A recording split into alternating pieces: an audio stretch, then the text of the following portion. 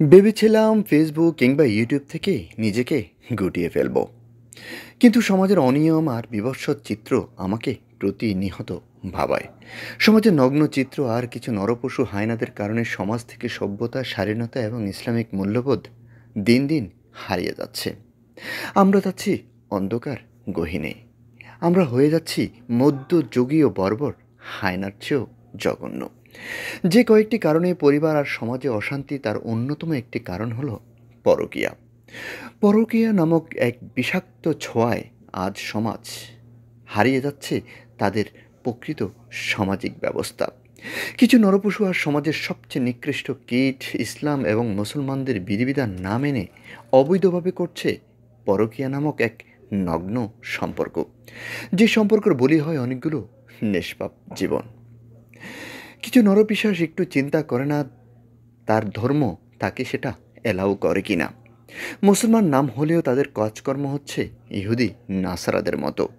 তারা ভুলে যায় আল্লাহর কাছে তাদের এসব হিসাব দিতে হবে একদিন।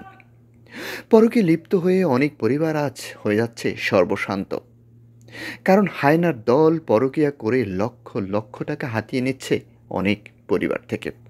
সুকৌশলে অনেককে ব্ল্যাকমেল করে থাকে।